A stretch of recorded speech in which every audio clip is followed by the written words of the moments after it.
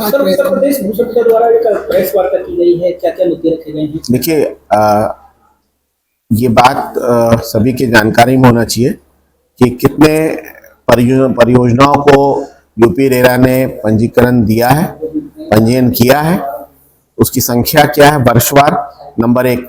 Number दो, कितनी इकाइयां सृजित हुई है। जैसे मैंने कहा कि आज की तारीख में 2,50,000 से ज़्यादा इकाइयां बाजार में उपलब्ध है, चाहे वो फ्लैट्स हो, चाहे अपार्टमेंट्स हो, चाहे वो विलाज हो, चाहे वो पेंट हाउस हो, चाहे वो कमर्शियल यूनिट्स हो, चाहे वो प्लॉट्स हो।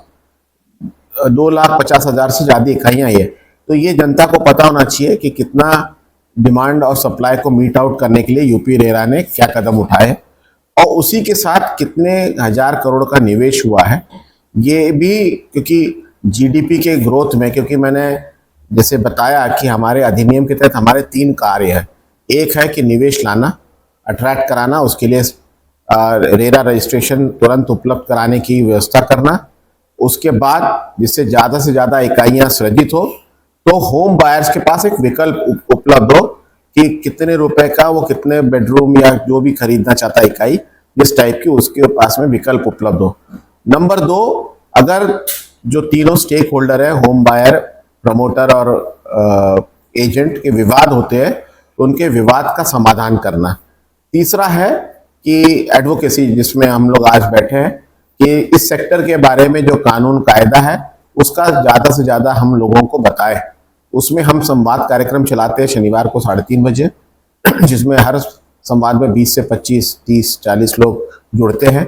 उनका संशय, उनकी शिकायत उसको सुना जाता है और समाधान का रास्ता बताया जाता है या निर्धारित किया जाता है। और तीसरा, हम लोग अब मंडलवार जा रहे। पहले हम लोगों ने नोएडा में, लखनऊ में कई ऐसे कार्यक्रम फिजिकल किए, लेकिन अब हम लोग मंडलवार जाएंगे। और कल ही मेरठ मंडल का कार्यक्रम हुआ जिसमें हम लोगों ने मेरठ मंडल के प्राधिकरण के मदद से, वहाँ के डीएम कमिश्नर साहब के मदद से कल एक वहाँ पे लोगों को जागरूक करने के लिए, ग्राहकों को जागरूक करने के लिए हम लोगों ने प्रयास किया। और इसी प्रकार 31 को वाराणसी है और आगे इसके बाद नोएडा, ग्रेटर नोएडा, सहारनपुर, गाजियाबाद, झांसी, कानपुर, प्रयागराज में भी कार्यक्रम हम लोग करेंगे। तो ये सब कार्यक्रम जिससे एडवोकेसी वाला काम पूर्ण हो सके। सर, अगर परियोजनाओं की बात की जाए तो पिछली सालों की तुलना में अब तक कितनी परियोजनाएं रजिस्टर्ड हो चुकी हैं और कितनी की संभावना है साल के लास्ट में? देखिए, पिछले साल हम लोगों ने 308 किए थे, 308 परियोजनाओं को हम लोगों ने रजिस्टर किया था। और इस साल जैसे मैंने बताया कि पहले 6 माह में 143 परियोजनाएं हो चुके हैं। अभी कल परसों एक बैठक हुई है, उसमें भी 7-8 परियोजनाएं स्वीकृत हुए, तो लगभग ये 150 हो जाएगा। लेकिन उसका भी फॉर्म सी जारी नहीं हुआ है क्योंकि मिनट्स अप्रूवल में है। तो 143 प्रोजेक्ट्स जारी हो चुके हैं इस साल। और लास्ट ईयर हमने लक्ष्य रखा था 300 का और 308 हुआ है। इस बार हम लोग लक्ष्य रख रहे हैं 350 का। आशा करते हैं कि उससे ज़्यादा इकाइयाँ, ज़्यादा प्रोजेक्ट रजिस्टर हो। और आज की तारीख में 2.5 लाख इकाइयाँ बाजार में ग्राहकों के लिए उपलब्ध है। वो और बढ़ करके ज़्यादा से ज़्यादा संख्या में ग्राहकों को एक रेंज उपलब्ध हो जिससे वो अपने मन के और उनकी क्षमता, वित्तीय क्षमता अनुसार क्रय करने के लिए की स्थिति में हो। सर, अगर होम बायर्स की बात की जाए तो यूपी रेरा उनको कैसे सुरक्षा दे रही है, कैसे उनके हितों की रक्षा? देखिए, जो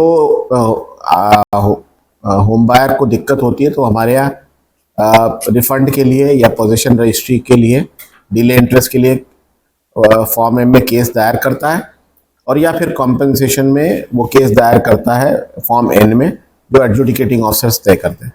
जो पोजीशन रजिस्ट्री डिले और रिफंड है वो हमारे बेंचेस तय करते हैं और उसके माध्यम से हम लोगों ने अभी तक 62,000 के करीब केसेस में लगभग